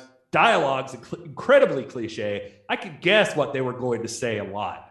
This film is not for me, and I don't ever want to see it again. Jennifer Tilly's and Stuart Little. I didn't know that either, but apparently it's Stuart's mom. Oh, the mouse mom, not because Gina Davis plays the mom, the adopted mom. You ever think about that movie? Oddly enough, I was talking to my wife about Stuart Little the other day because M. Night Shyamalan wrote it. That's a bit of trivia. Oh, okay. Right. But can you imagine if you're a child in a orphanage? And every time someone comes, you're like, hopefully this is my new mom and dad. Maybe this is it. Maybe I'll finally have a family. And these motherfuckers come in and adopt a fucking mouse instead of me. Yeah, but I mean, he does drive a car. He does drive a car. There's that. And the mouse probably has that scenario like 1,000 times a day. So, it's like, I'm not going to get picked. I'm not a human kid. So it makes sense. Heretic says the Matrix must be a miracle because everything else the Wachowskis have ever done is plastic and empty. The slick stylization of Bound is as generic as Jennifer auditioning for Morpheus, but without Lawrence Fishburne's charisma, Tilly's performance. Features the least threatening villains imaginable. I wish I cared about the twist, but it's hard to have fun when the direction is so rote, soulless, secondhand, and second rate. What movie did these people watch? I don't know. I got two In more. what world? Like, these people are like, oh, there's no chemistry between these two leads. This is a visually boring movie. Like, I watched a completely different movie than any of these people watched. Yeah, because I feel the exact opposite about every single thing that they're saying, including Luke here, who says, immensely disappointed to report that this just ain't too great.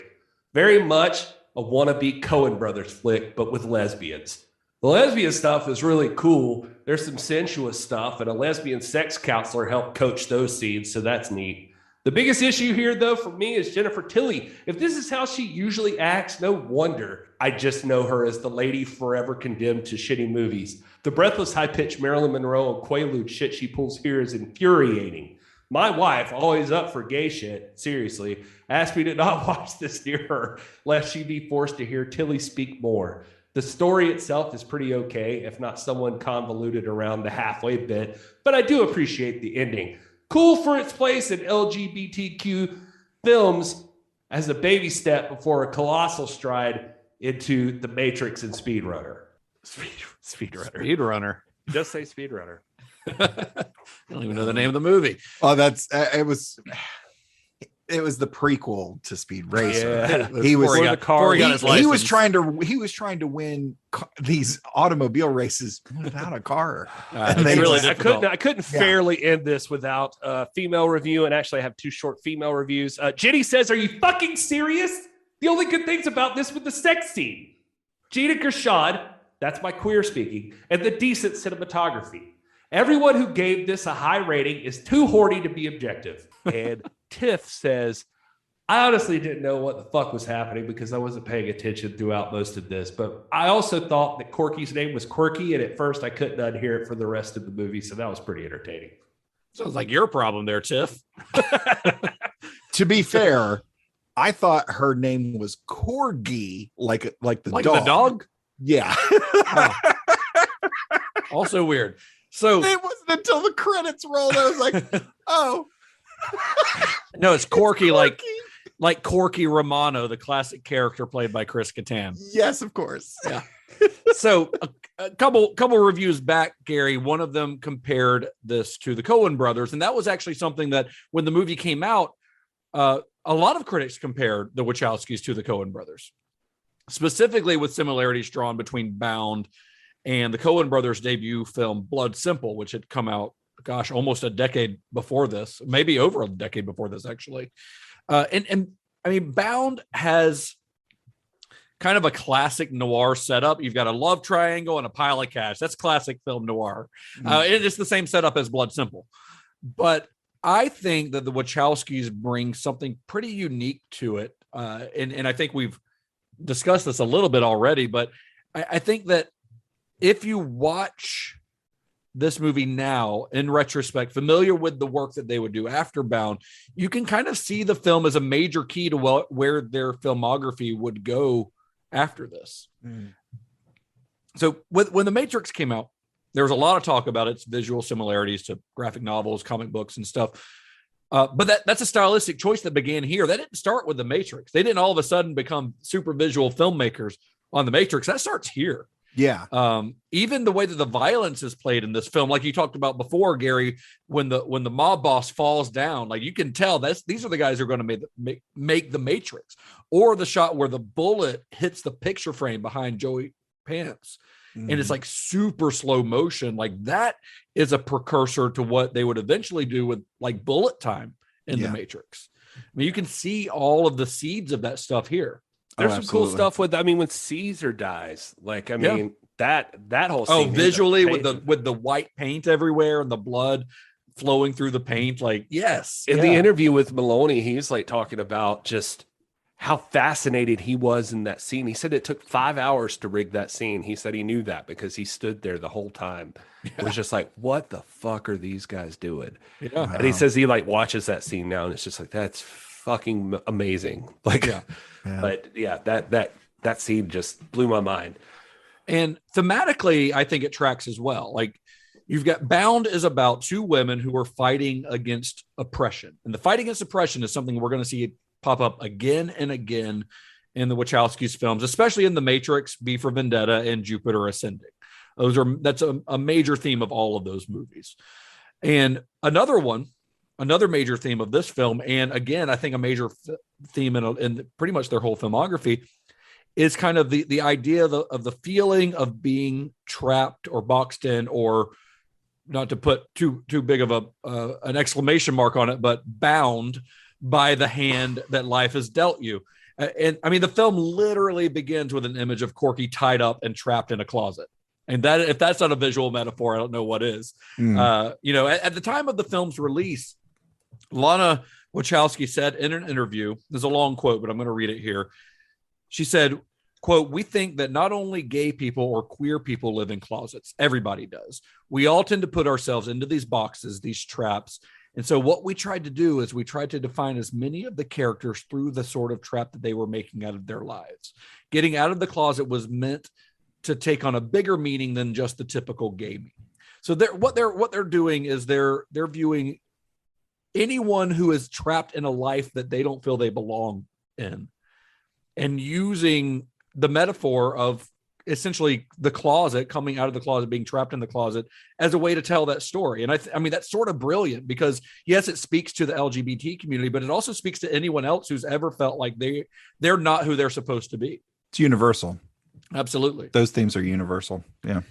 And so when you look back at the film now, it's kind of hard not to read it as a sort of almost confession that these sisters, these siblings who came out as transgender women in 2012 and 2016 felt trapped by their identity. So when she went public with her transition in a profile written in the New Yorker, Lana tells the story of when she was a kid trying to walk in the girls' line while attending Catholic school as a child and being scolded by one of the nuns. So that's not something that they just, this speaks to something Gary said earlier. This is not something they just decided on later in life. This is a feeling that they had felt for their entire lives, that they were trapped, this feeling of being trapped in a body that's not yours, or being someone you're not supposed to be. And of course that includes when they were making Bound, and when while they're making Bound, they, to everyone around them, were identifying as straight men. And what they're doing, this is a story essentially about choosing your own destiny, creating your own story. That's what Violet and Corky are doing. They're deciding to get out of this oppressive state that they're in. Corky is under the thumb of Caesar, or excuse me, Violet is under the thumb of Caesar. Corky, she's literally been in prison for 5 years. They're wanting to reclaim their lives, reclaim their identity. reclaiming like their life that was stolen from the Caesars of the world. And I think we're going to see the themes of identity. When we were talking about this series, Todd, earlier this week or last week, a little bit, gearing up for this, one of the things we talked about that I mentioned that I think the theme of identity is something that's going to come up time and again with the Wachowskis. I mean, it's most often discussed, and with good reason, when people are talking about the Matrix. Yeah. But a lot of these films, if not all of these films, revolve around characters finding out or revealing that they're more than what they seem, that they're more than just the face that the world sees, Yeah, absolutely. And I think, don't get me wrong, clearly, obviously there are some folks that disagree, as we've just heard, but some of them sounded like idiots too. Right. But so many of the Wachowskis films are just enjoyable on a surface level. Yeah, absolutely. And I think that's great. They're fantastic filmmakers, but just start peeling the layers. It just gets better and better. Yeah. You can absolutely enjoy Bound on a surface level as a thriller. Mm-hmm. That's the weird thing. Just to jump in there is that because it should be just a good mob movie, just in general, and somehow lesbianism keeps popping up in there, which I get it. I mean, that's part of the purpose, but it's part of the purpose because it's like so outlandish. But anyway, I guess that also tells you that we're still in a weird spot in our society. But like every one of those reviews I read, it feels like at some point, every single one mentioned it. Yeah. Everybody mentions it. And it's like, oh, okay. But if it were like fucking Tom Cruise was one of the guys, like, right, would you still feel the same way? And I don't know that a lot of people would. Yeah. Yeah. Because they think that because they're watching a lesbian movie, that part of the goal of the filmmakers is titillation. And it's not. They're not making a porno. That's not what they're trying to make. That's not the point. That's not the point of the sex scenes. The point of the sex scenes is to show the connection between those two women, not to give you a boner. One of the reviews, like literally he's talking about it's like too pornographic or it's a porno, or whatever. And it's like, really? That's what you got out of this? Because there's like one scene with titties. Yeah, one. Like literally one. And it's brief. There's not enough to like be a porno in this movie. It's really a very poorly made pornography film. Right. And it's even I even got that way with the violence. It's like, okay, yeah, at the end there's some like shooting, but no more than you normally see. I was like, the guy complaining about torture. I'm like, well, yeah, they showed the one dude's finger get chopped off. I mean, they showed it fall on the floor. This is 2 years after Pulp Fiction. Like, this is not new. I mean, and this movie got lumped in with stuff like Pulp Fiction a lot. I mean, it fits in with that era of independent filmmaking in the 90s. And if you watch that movie, if you watch this movie and you see that, I mean, it's literally to set up that like this can happen, but they never go that far again. Yeah, like exactly. It never does that again. Well, they actually wanted, I think it was Dino De Laurentiis wanted the finger falling on the floor taken out, but they were adamant about keeping it in because they're like, you have to see that these guys mean business. Right. So it makes you scared when they're threatening it later. Yeah. But I mean, they don't do it again. I mean, it's just like blood spatter is the worst you get later. Yeah. Yeah.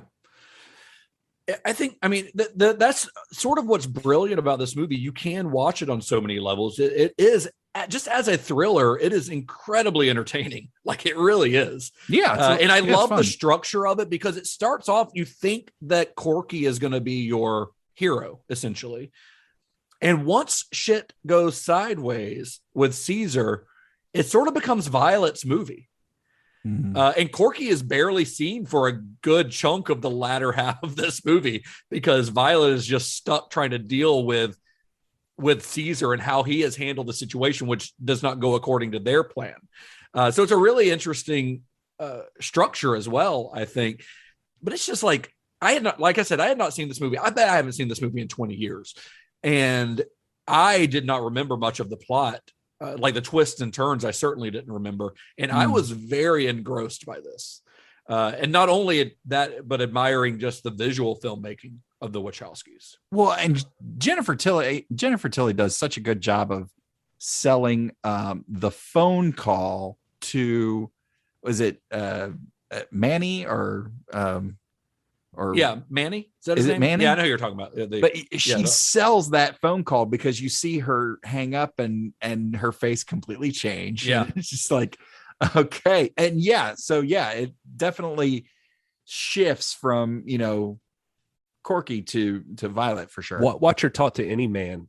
Like her voice is like this sweet little cute Jennifer Tilly voice when she's talking to men, especially like the cops too, and like that sort of thing. She like latches the chain. Apparently that was her idea, to like put the chain on to creep open the door to show she's afraid, and like, oh, these two men are outside my door and that sort of thing. But when it's like Violet and Corky talking, it's not like that. Like she's very much just normal Jennifer Tilly. And you can hear her in the commentary track, just like talk like normal Jennifer Tilly or on the interviews. Like she's not that person, the person that you normally see. I mean, even the people that are referencing Chucky, it's the same role she plays there now. Like she's learned, like that's her money maker. Yeah, that's her thing. Yeah. It's like I could be sweet and cute and I have like a little innocent sweet voice, but I could be like a bastard at the same time. Yeah. And I also don't understand any of those reviews that you read, Gary, that talk about, I felt like multiple ones said this, that like there's no chemistry between Gershon and Tilly, because that's so stupid. That is insane. Because that first scene, well, even in the elevator, like the way that Corky kind of does a double take when she sees Violet, the way that her, like literally, if you watch Gina Gershon's face, the way her facial expression changes is very subtle, but it's very like she's intrigued already. But that first scene where she gets called over, when Violet's at home by herself, where she's essentially trying to seduce Corky, that is like one of the like best seduction scenes that have ever been put into a movie. I mean, you can feel the heat coming off of the screen when you watch that. Well, you're saying that like Gina Gershon is like, I feel like should be like world renowned as a respected actress and whatever. Like I love Gina Gershon, but this movie, I went in expecting Gina Gershon. Like I knew she would show up, but I don't think I knew what to expect from Jennifer Tilly necessarily, except cute Jennifer Tilly. But Jennifer Tilly carries a whole lot of this movie. And she is fucking fantastic. She is outstanding. She really in is. That elevator scene, there's like the triangle scene she sets up like between, Caesar's there and then Corky's over in the other corner. And there's that, but that shows up later. Like they do that often. Yeah. The literal love triangle. Yeah, they do it later with Mickey and Caesar and her like standing, like there's just like the weirdness, and she's like dominating these situations, and she's playing the game, like what I talked about earlier. Like she knows like what her role is, and so she just plays it until she finds a way out.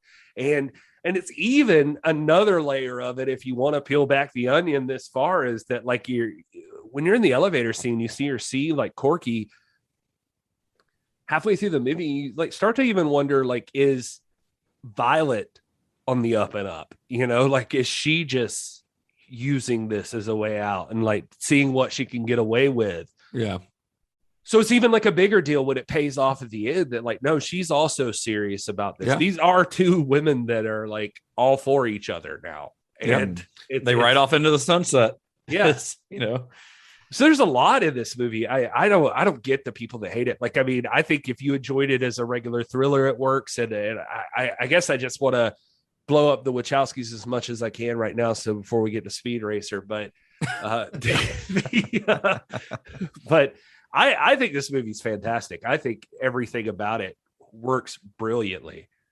I agree. I mean, I was blown away by how sure-handed they were right out of the gate. Right out of the gate.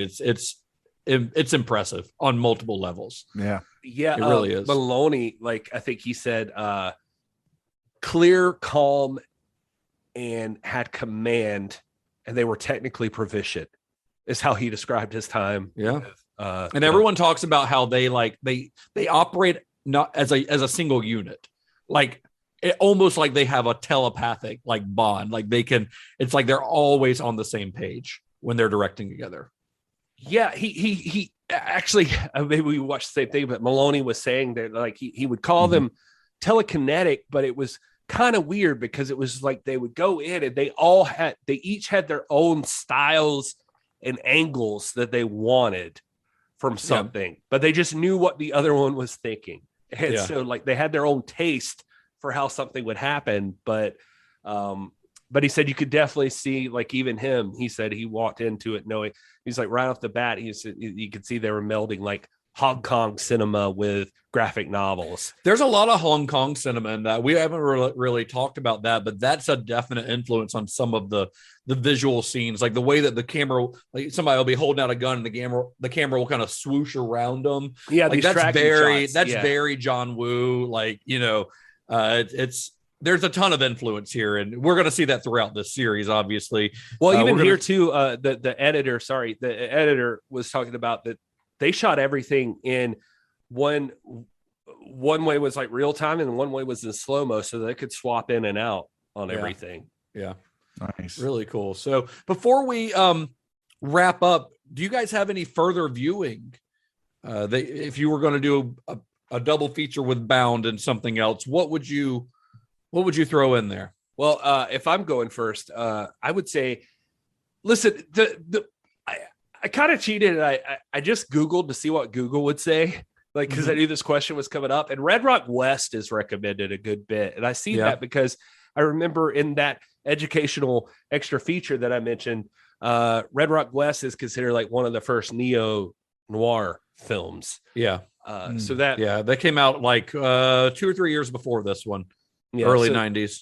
That makes sense. I will be honest with you and tell you the 2 movies I thought of when I watched this movie, besides obviously the fucking Matrix or something, is I think True Romance feels sort of like it. And this may sound crazy, but also Drive, especially the more you described like the identity or the like escaping like who you are. For some reason, I even felt reinforced with Drive. Like I was like, this has its own style, but it's very much about this person like escaping their, like what they're confined to in this situation. No, you're absolutely right. I would not have thought of that, but thematically, you're absolutely right.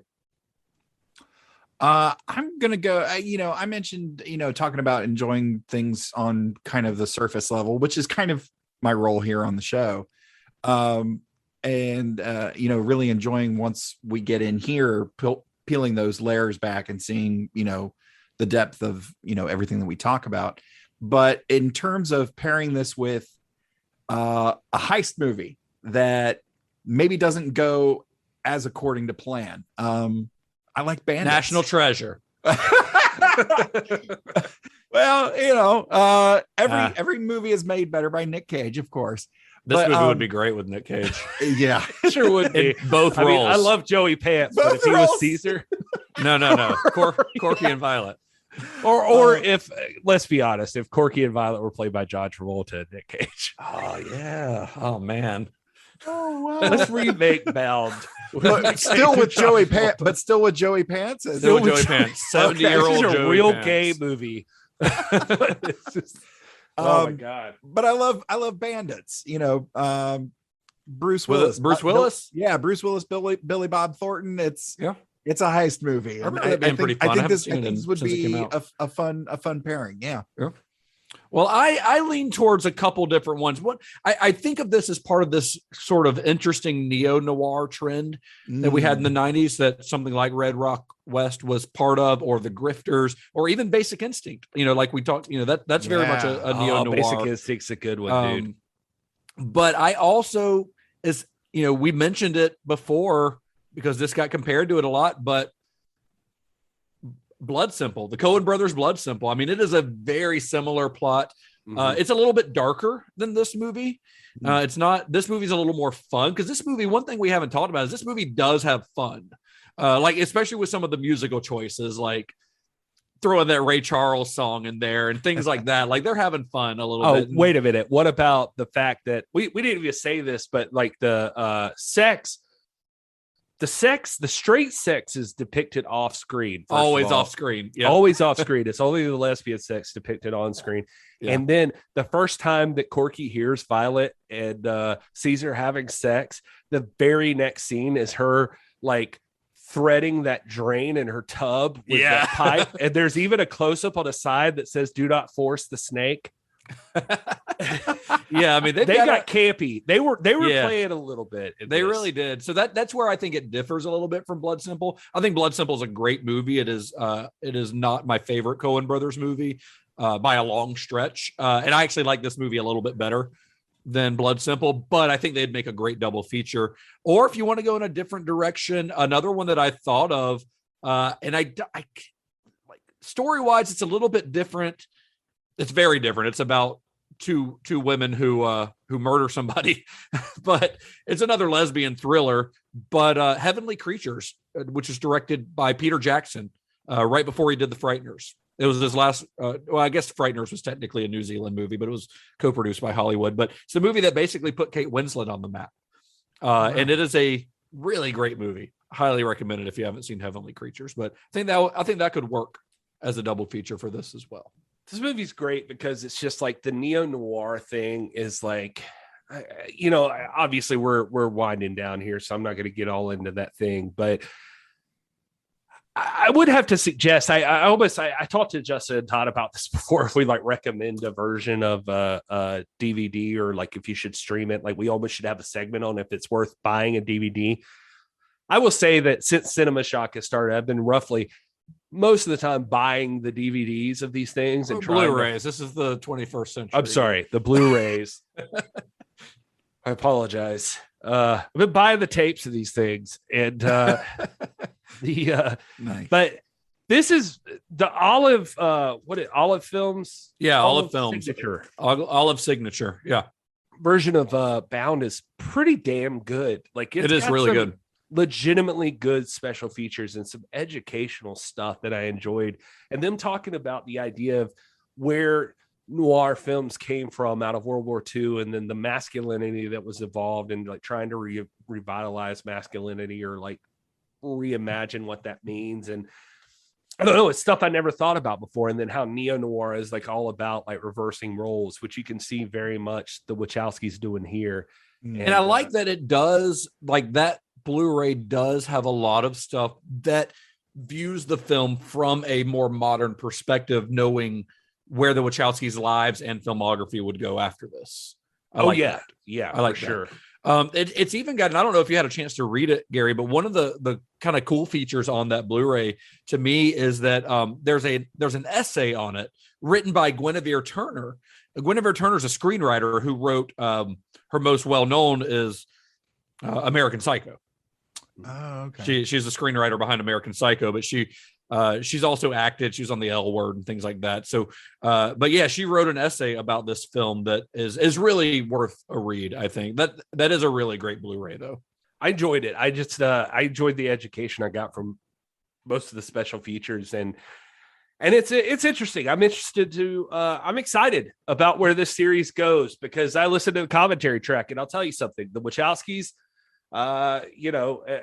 This has nothing to do with anything else other than the fact that, like Justin said right up the top, they're nerds, and you can tell they're not like real open people about. No, they have to be coached. I think that's why they had to have Susie Bright on that commentary to get them to talk. Literally the commentary until you get to like the last third of the movie where Gina Gershon, Joey Pants, Jennifer Tilly, they're all there. Susie Bright, like. Until that, it's kind of a dead commentary. It's like they don't know what to talk about, they're just not open about that kind of stuff. Like, Susie Bright will ask questions to get them to open up about scenes and things like that. It's like, oh, why did you do this shot? And they're very nonchalant about it and very almost self-depreciating, where they'll just be like, well, I mean, it looks cool, and that's when knowing deep down they really think these things through. They just don't feel comfortable talking about them on commentary. They do. And anything I'm saying, I'm not like actually disparaging the Wachowskis. No. They're just not ones to talk about it. Yeah, they just don't talk. And you can tell they've got their own inside jokes with each other and that sort of thing. But it's like when it comes to like trying to explain throughout a movie, they're like not really into it. Yeah. Well, I mean, it's like I said, I watched The Matrix and started getting into some of the special features on that. And even there, Like they're kind of tight-lipped about the stuff and just they're super not comfortable being in front of the camera at all. No, it's not their thing. Yeah. So with the positive buzz around Bound, like we said, it didn't make a ton of money, but it was very clear that these were filmmakers to watch, and they had garnered enough goodwill to get their next film into production, one that would be considerably more ambitious than Bound.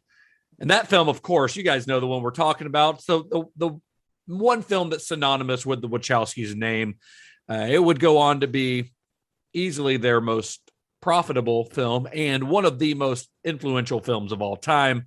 Talking about it on our next episode here on Cinema Shock, of course, it's The Matrix. I'm excited. And that's Matrix. That's it, Todd. Look that up. Right. Google it. I feel like that would be the way a porno would do it. So you could work your way in that way. I'm excited for this series mostly because I have not seen, confession time, I've not seen any of the Matrix sequels since the theater. Wow. Like legitimately, I've not watched either Matrix sequel. I've never seen watched the many Animatrix times or anything. I've seen them many times over the years. My wife's never seen the sequels. She did just watch The Matrix for the first time last year, which blew my mind. What? Yeah, it feels like it's like this. She had like, never seen it. It feels like it should have this like it's a token of your existence from 1999 or something. Yeah. Like it's Kat has seen this so much she eye rolls at the suggestion of watching The Matrix. I have a theory, Todd. Movie. I have a theory because my wife does the same thing. So your wife may be different, but I know my wife. And my wife will tell me, we just watched that to something we watched like 3 years ago or 4 years ago. Yeah. And I feel like what it is like something sticks in their mind that they remember, because what you got to do is you got to ask, elaborate on that. Tell me the story that happens. Yeah. They fucking can't. They can't ever do it. Like I can tell my wife right they now. They being your wife. Well, I'll save my she'll do that all the time. I'll save the story of The Matrix and my wife Kat for the next episode. Okay. Well, if you guys want to watch along with us, of course you can. The Matrix is easy to find. You can stream it pretty much anywhere. As of this easy recording. to find. It's easy to find, but no one can be told what it is, Justin. Good one, Todd. It's better. That's better than Johnny Has the Keys. Just all you got to do is search for the red pill online. Do not do that. Don't search. Just type in red pill me on Google Reddit, or something. Reddit.com/r/red pilling. Yeah.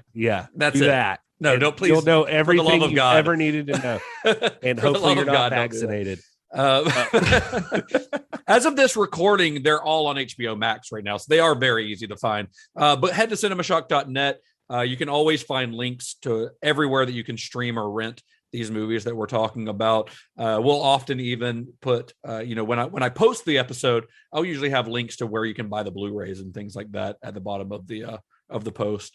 So look for that, cinemashock.net. You can also find our merch there. You can find our Discord server there. You can find all of our old episodes and series and pretty much everything you need to know about this podcast or the movies that we're talking about. So you can also follow us at cinema_shock. That's on Twitter and Instagram and all that stuff. Like us on Facebook. And where can you guys be found for our lovely listeners to follow you? My wife is like, is this the movie where Keanu Reeves says, whoa? Yeah, that's the one. That's the only one. The only one. This is that one. I am at This is Gary Horn on all the social medias. Everywhere you can find me. At TIPW Show is my wrestling show. If you happen to like wrestling and you're listening to this, I don't know why you would be, but it could happen. There is crossover between wrestling and movie fans, Gary. Most certainly. Yourself you are I'm an a prime example of this. And most wrestlers would love to talk to you. I can confirm. Most wrestlers would love to talk to you about movies. About wrestling. They're entertainers. And I have a Star Trek podcast. If anybody's out there is interested in Star Trek, Now that's a little less likely. Nobody's gonna do that. Nobody's gonna do that. But it's called the Computer Resume podcast, where we cover the entire Star Trek franchise in chronological order for fans new and old. And you can find that anywhere you find podcasts. And you can hit us up on social media at Computer Resume. And I am at Mr. Todd A. Davis on all of the socials. He's still not talking about the good shit yet, but it's coming. We're getting there. We're getting there. And it's a long road getting from there to here. Oh my God. I love it. That's the theme. God. Surprise. And I am at Justin_Bishop. Again, follow the show at cinema_shop. And rate and review us on iTunes and all that stuff. Share us with your friends. If you got friends who are excited about the Matrix 4 coming out at the end of the year, that trailer just dropped this week and it's fucking awesome. I have a theory, and I'm going to record a mini episode and send it.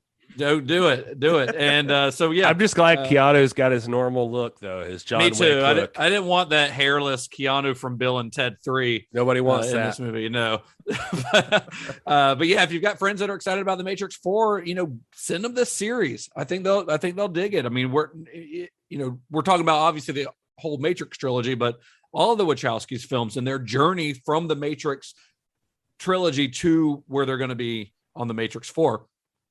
So send it along. Until next week, I guess. May the wings of liberty never lose a feather. And be excellent to each other. I'm a dead man, Johnny. I'm a fucking dead man. Guess again, Johnny. Who's the dead man? Who? Who's dead, fuckface? Who? I can't hear you, Johnny. Guess again. Take another guess, Johnny. Take another fucking guess. Johnny has the keys. I knew you were going to use the fact that there was a character named Johnny in this to your advantage, but I wasn't expecting such a spot on Joey Pants impression. I actually was really into that. Listen, I'm going to be honest with you. Actor. Todd, I take a bow, Todd. Thank you. Mr. Todd A. Davis, Thanks, writer, comedian, actor, thespian. Appreciate it. It was pretty fucking good. I'm not going to lie. And especially seeing him do it live. It felt good. I was scared. Nothing It works felt better like on a we've podcast. only been building to this moment. Now we should kill it. I know. Nothing works better on a podcast like a visual gag, guys. Nothing Wow, works he's better wearing a on Viking visual hat gag. right now. No, he's well, it's Todd. He's fucking it up.